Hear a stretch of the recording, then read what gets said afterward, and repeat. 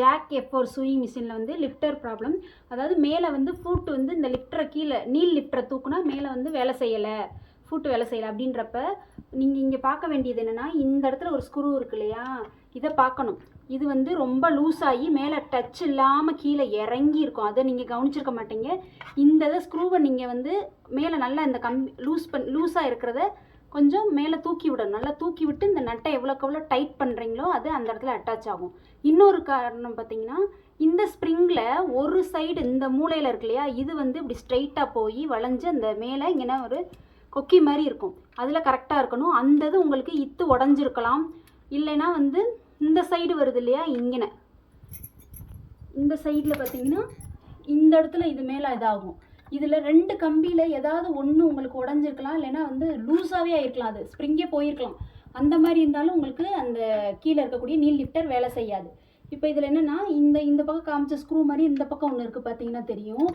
ஒன்று வந்து அட்டாச் ஆகி இருக்கும், இன்னொன்று அட்டாச் ஆகாமல் இருக்கனால தான் நம்ம இந்த லிஃப்டரை வந்து இப்படி கீழே இறக்கும் போது மேலே அந்த இடத்துல தட்டுப்படுது. அதே போல் இப்படி விட்டுட்டோன்னா இது இந்த இடத்துல இப்படி, அதாவது சின்ன பிள்ளைகளோட சீசா விளையாடுதுகள் இல்லையா, அது போல் தான் இதுவும்.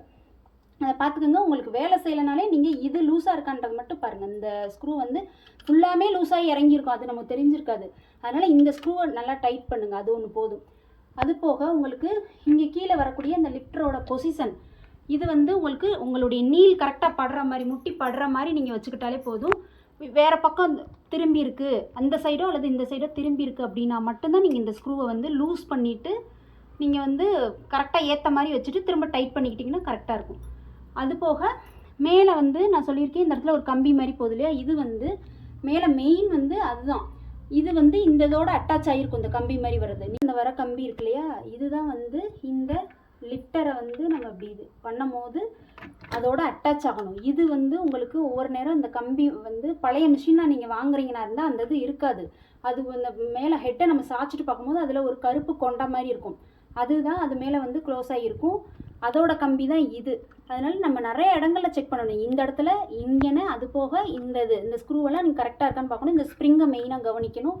இதோட பொசிஷன் கரெக்டான இதில் இருக்கா, இது மட்டும்தான் நீங்கள் பார்க்கணும்.